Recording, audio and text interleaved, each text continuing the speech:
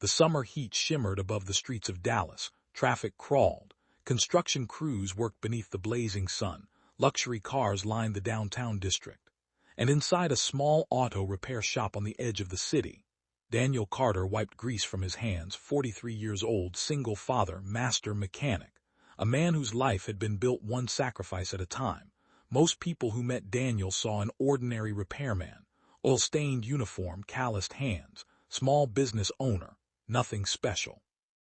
But they never saw the story behind those hands. 10 years earlier, his wife, Rebecca, died unexpectedly from a brain aneurysm. One normal morning, one devastating phone call. And suddenly Daniel found himself raising his 6-year-old son alone. No warning, no preparation, no second chance, just grief, bills, and responsibility. The kind of responsibility that changes a person forever. For years he worked 16-hour days, fixed cars during daylight, managed paperwork at night.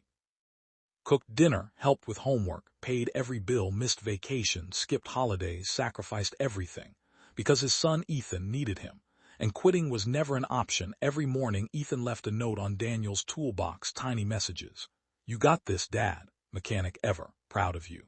Those notes became Daniel's fuel, the reason he kept going when life became unbearable. And over time, Carter Automotive became one of the most respected repair shops in Texas.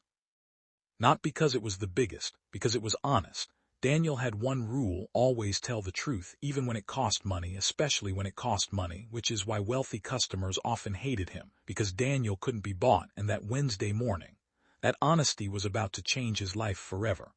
A black Rolls-Royce Phantom pulled into the parking lot. Employees immediately noticed. The car alone cost more than most houses.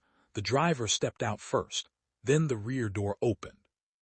And Victoria Hayes emerged, 39 years old, CEO of Hayes Global Holdings, Forbes magazine cover, billionaire, corporate superstar, feared in boardrooms, admired on television, and convinced money solved every problem.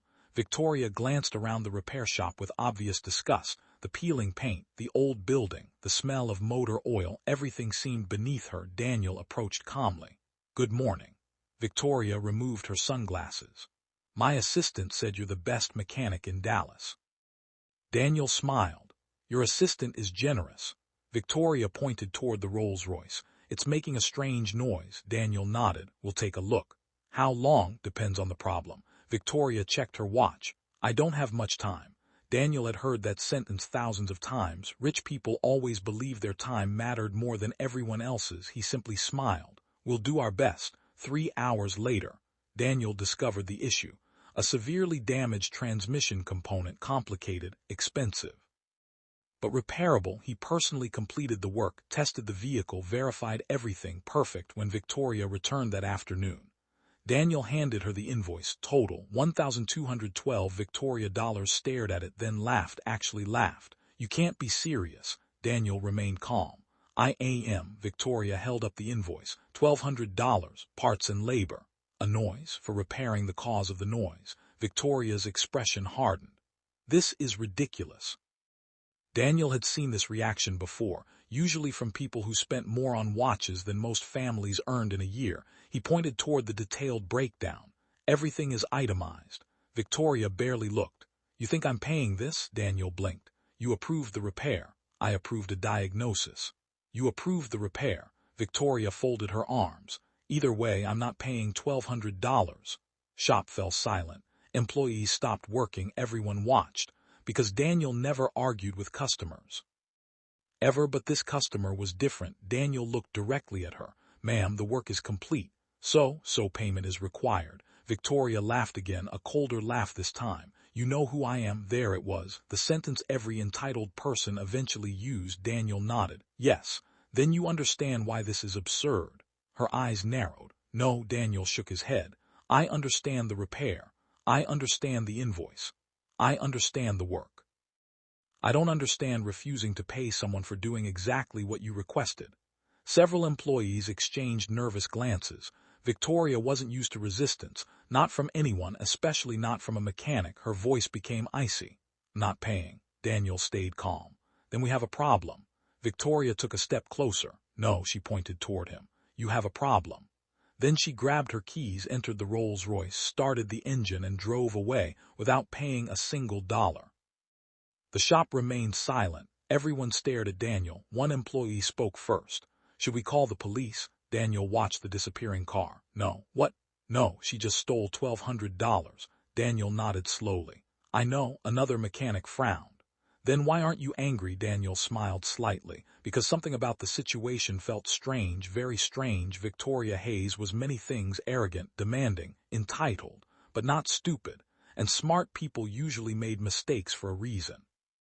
That night, Daniel closed the shop, finished paperwork, locked the doors, and headed home. He expected the matter would eventually end in court, maybe collections, maybe legal action. Nothing unusual. What he didn't know was that events were already unfolding elsewhere. At a private estate overlooking Lake Travis, an 80-year-old man sat alone in his study.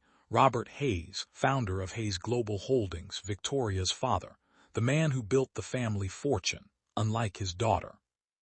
Robert remembered what poverty felt like, because he had lived it. He grew up sleeping in a one-bedroom trailer, working construction jobs, skipping meals, fighting for every dollar. Success never made him forget those days. And that evening, his longtime chauffeur entered the room. "Sir." Robert looked up. "Yes." The chauffeur hesitated, then handed him a document. Robert adjusted his glasses. "What is this?" "A repair invoice." Robert frowned. For several seconds he read quietly, then his expression changed. Rapidly: confusion, concern, disbelief, and finally, anger, real anger, the kind nobody in the company wanted to see. Because Robert Hayes recognized something immediately: a name, one name, Daniel Carter, a name he hadn't heard in over 20 years, a name connected to a secret, a life-changing secret, a secret his daughter knew absolutely nothing about. Robert slowly lowered the paper. His hands trembled, not from age, from shock, because if this invoice belonged to the same Daniel Carter, then Victoria had just made the biggest mistake of her entire life. The old billionaire stood, walked toward the window, and whispered words nobody else could hear. "My God." Then he reached for his phone, because within the next 12 hours, a helicopter would be prepared, lawyers would be awakened, bank executives would be contacted, and a single father mechanic who was owed $1,212 would receive an offer worth $12 million, not because of charity, not because of sympathy, but because of a debt that Robert Hayes had spent 20 years trying to repay. And tomorrow morning, the truth would finally come out.